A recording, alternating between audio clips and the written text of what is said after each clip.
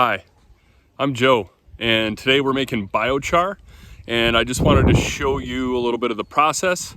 So here we go. This is my kiln unit. It's a top lit updraft. So it's basically a 55-gallon drum that's jacked up on blocks so that it's off the ground. There's about 40 holes in the bottom. I'll show you what it looks like on this other one here. I basically made handles so you can move it. Make sure you wear gloves because this gets really hot, obviously. But you fill up the barrel on the inside with wood. Use wood that's similar size diameter. So if it's fat pieces of like 5 inches, about a shaka, make sure they're all uniform because you want it to basically all burn down at the same rate because the trick is to put out the fire when it's pure coals, pure charcoal. If you have different sized pieces, then all the skinny stuff will burn to ash and the big fat pieces won't burn completely at all. So to get the most efficient burn and to make the most carbon out of your wood products, basically any kind of scrap wood works, hardwood is the better, then it turns into pure carbon, and there's a lot of benefits for that. But we're just gonna get into the process here. So I have a couple different kiln situations. I've watched a million YouTube videos, and this is what I came up with for what best works for the area that I have and the material that I have on hand. So basically we have a 55-gallon drum and just retrofitted with, like I said, 40 holes in the bottom of it, and that allows the air to come up while the fire burns down. And the process is called pyrolysis, where you're basically turning wood into 100% carbon. This is a pretty cool design because you can fill the entire barrel full of wood. And I get about 7 or 8 gallons of pure char at the end of each burn with one full barrel if I use really fat pieces of wood. If I use skinny stuff, it burns quicker and I end up with less product, but it's basically just a way to turn every stick on your property into a really valuable resource. And I work in conservation and I clear mass forests of eucalyptus trees, and I have mass amounts of wood. What we're burning today is kind of a mix between eucalyptus, wattle, and some wind-fallen koa. We've planted a whole forest of koa. We had a big windstorm and a bunch of branches came down last year, so instead of throwing it in a pile in the gulch, I took it home, dried it out for about a year, and now we're turning it into koa char, which is a really valuable wood. But anyways, so back to this kiln design. I took a barrel and I cut it, and then I made tabs on it and handles. So this is like an afterburner chimney. And then I cut a hot water heater, cut it in half. And I made 2 setups so I can do 2 burns at the same time if I want to with this system. But this is super efficient for how you do your fire because basically this afterburner chimney, it ignites all of the smoke and the oxygen. So it's a really high temperature and low oxygen fire, which is a really good way to carbonize wood. So basically, as the wood and the smoke burn and fill up this chimney, it will ignite. And at nighttime, it's kind of cool when it's really hot and going. You actually see a flame shoot out of the top of it. The cool thing about this is I can do it on kind of windy days. You light a fire at the very top, so that's probably the most dangerous time for sparks to fly is when you first ignite it. But once I put the chimney top on it, it's super safe. Just make sure you don't touch it. It gets really hot. Make sure kids don't play around it, stuff like that. So I have over here is all my wood that I just stash, and I try to organize it for different size thicknesses. So then I can basically cut it into pieces. I fill like this barrel, I have a bunch of shorty pieces that are about like that. And for this size wood, inside the TLUD kiln, this will take roughly 4, maybe 5 hours to completely turn into char. And you can see there's not much smoke coming out of the top. but there's a really hot fire going on there. That's when you know you have pyrolysis happening, because it's literally burning all the smoke in the chimney. And what does come out of the top is mostly steam. If you were to actually test what's coming out, it's not smoke, it's steam. And eventually when this gets a little bit more going, you're gonna have big billowing white clouds of steam coming out. And it's kind of cool. I have a second method of burning biochar, and I just created this yesterday thanks to Uncle Dave. Came over with his tractor and he dug me a big trench in the ground. I put some cardboard in it, but basically I can do a certain kind of a burn in here where you do layers. You get a really hot fire going with a hot bed of coals at the base, and then you put layers of wood, and then once it gets to that red hot coals, you do another really thick layer. And what that does is it kind of smothers the oxygen that's down in there, and it keeps your fire from turning to ash. If it's white ash, then put another layer of wood, uniform, same size pieces, but just do layers after layers after layers after layers until eventually this whole pit is full of 100% red hot coals, and then we quench it. So that's the next process when we're burning. Like today I'm burning from my kiln because it's a little bit windy and I don't want to do a big pit burn today. Plus the Green Bay Packers are playing in the playoffs today. So that game's going to start in 15 minutes. So I wanted to get this video done before it's time to turn my phone off from this video and to watch the Green Bay Packers, because I'm from Wisconsin. So anyways, the process that I do is a flash quench, because it's in this kind of a design of kiln. The first time I did, I tried to just stick a hose in there and run the hose for like 20 minutes. And it's kind of a waste of water because we have to pay for water. We're on county water up here. And it didn't really work. When I hosed it for like 20 minutes, then I went inside and ate a pizza, and I came back out and the whole barrel was on fire again. So I couldn't put out the coals. So I went to Home Depot and I bought one of these water troughs for cows or horses or whatever, and it works pretty good. But I do have to do a hot coal transfer. So when that's finished and it's pure char, before it starts burning the char and turning it into ash, I'll dump the contents into there. So it flash cools it, and that does a couple things. It actually kind of cracks the char open a little bit, and it opens the pores when you flash it like that. So what I do, since we are on county water, and I know they put a ton of chlorine in it because years back they found a new species of weird bacteria that somebody got an infection from. So because we're basically inventing new species of funky bacteria, they started putting a lot of chlorine in the water. And the benefits of biochar is to create microbial rich places for basically microbes and fungi and stuff like that to live, because it builds space to facilitate microorganisms. It's almost like fish need a coral reef, right? So a whole colony of many different kinds of fish will come to a coral reef and thrive, and there will be thousands of different kinds of fish that live, and it's like their habitat. Well, the biochar is the same theory, but it's for topsoil. So if you put little char pellets into your topsoil, it doesn't have any nutrition at all until you add stuff to it, or the natural mycorrhizal fungi will move into that coral reef.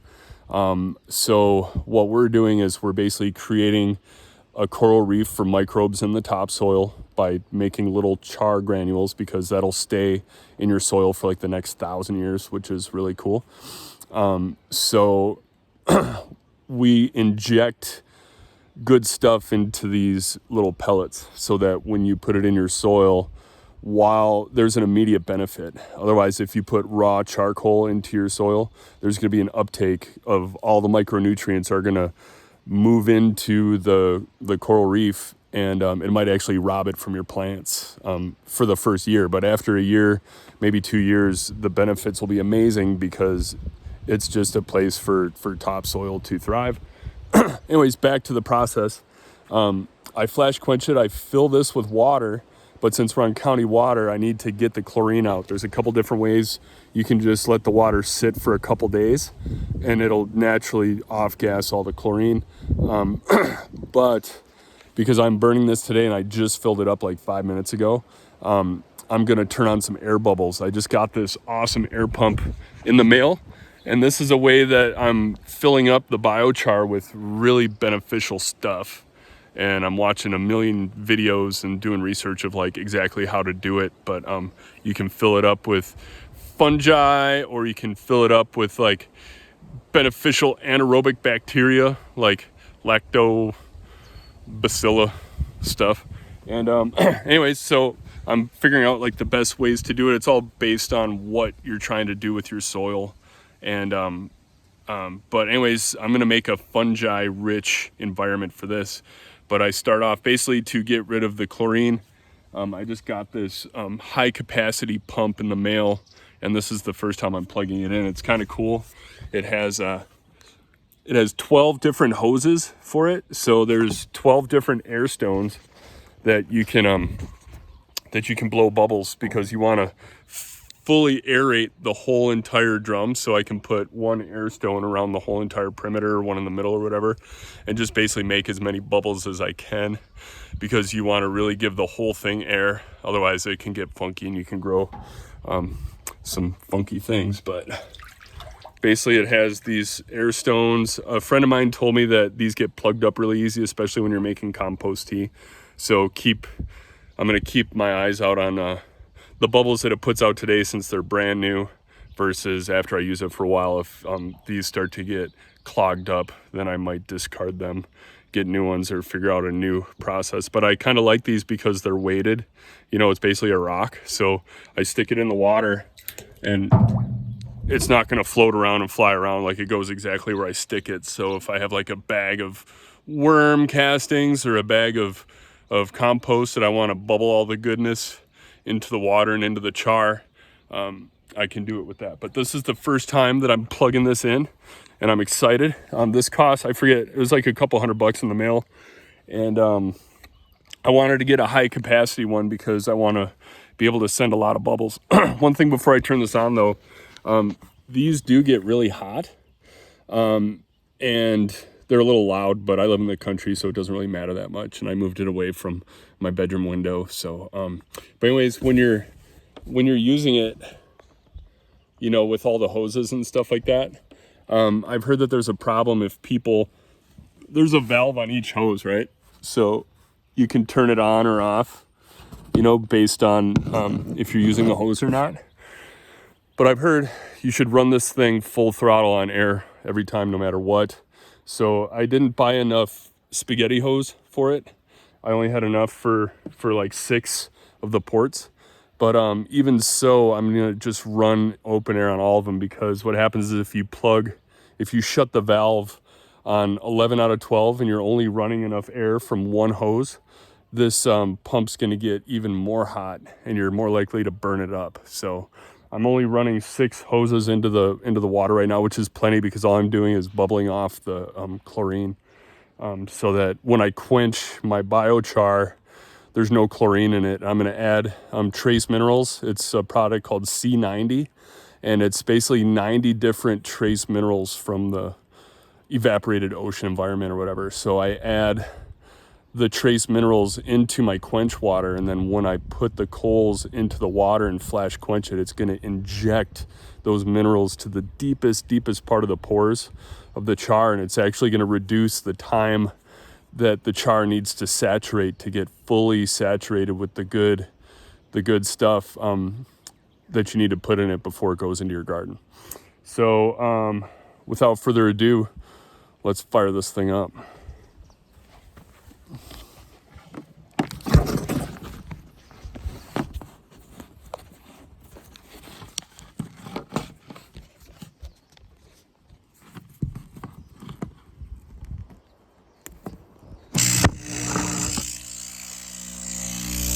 Okay, it's going. It's not that loud or obnoxious. Ooh, we got bubbles.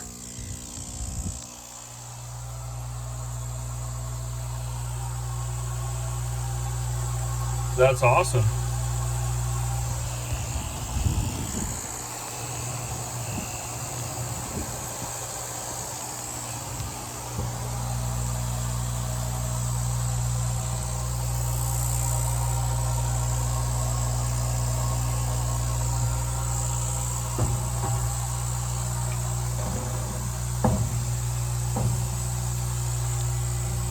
So it seems to be putting out a good amount of air. You know, obviously with more air stones, the more bubbles. But so I'm gonna burn off. I just need to do this for about 1 hour, and these air bubbles are gonna cook off all of the chlorine. And I'm gonna add, once the chlorine's gone, I'm gonna put my C90 trace minerals in the water. Then I'm gonna quench the char when it's red hot into the mineral water, and then after that I'm gonna brew a compost tea inside the drum. Once I make all my biochar, I'm doing 1 barrel today. I'm probably gonna do the whole pit. I'm gonna burn all of this wood tomorrow. I've been making char for a couple months, so I basically am now on to the point where I've amassed a lot of product. I need to charge it up, and then I have some people who are interested in using it in their farms. So this is a way to basically use biomass that would otherwise just be considered overburden or forest waste and a fire hazard. It sits in a pile, and then when we get fires, it lights up and it's a bad deal. So it's basically a way to turn your rubbish into black gold, because we're trying to make the most valuable product that we can possibly make out of this resource. So I'm still kind of in the pilot project research phase, but I've done enough research to know the basics of how to make char and how to charge it up, basically, so that there's the most beneficial microbes. So the charging up process, I have a worm farm. So basically I have chickens, we have a horse on the property. So I collect the chicken manure and the horse manure, and I put that into a compost pit for about 45 days and just let it cook and cool off. And then I add all my food waste and my grass clippings and everything that doesn't get turned into char but compost. And I do the full compost in there. And then after 45 days or so, it's really good. And then I add that to the worm bins. And then I let the worm bins eat that compost.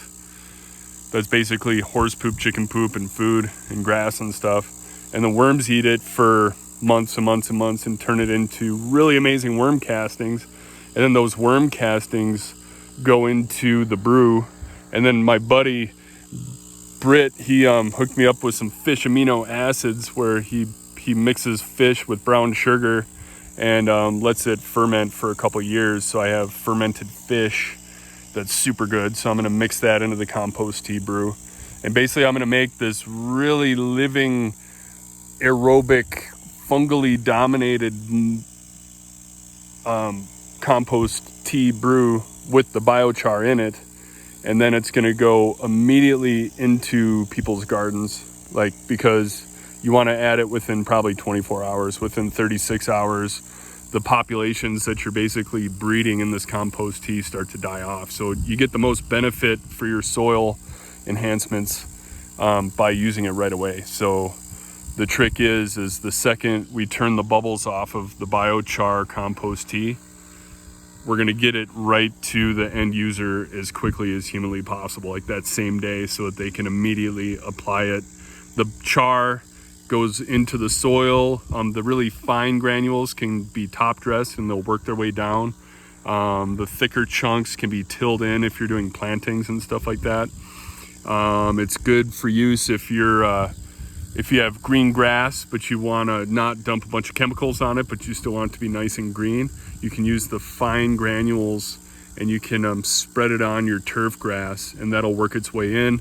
And then with the tea product that we're brewing, that's basically the foiler feed. So you put it into a sprayer, a backpack sprayer, and you spray it on the leaves of all your plants, or you can spray your whole grass with it, because you're basically creating a forest food system. That's what this is all about, is to impregnate your land, your soil, whatever you're doing, with microbiology. And biochar is kind of the base. It's the coral reef. And so you put that in, and with the good microbes in it already, it's going to leach out and the good stuff will move in, and more stuff will move in, but it won't rob anything from immediate uptake or whatever. And then yeah, so the char is kind of the foundation, the base, and then the microbial inputs, the compost teas, mulch. If you have access to really good mulch, the best thing you could do in your garden would be to do like char, plant your plants, and then top dress it with compost, super fresh compost or worm casting compost, and then cover that with wood chips at the surface. You don't want your wood chips down into the soil, because as they decompose, they actually rob nitrogen from the other stuff. But wood chips is amazing mulch at the surface.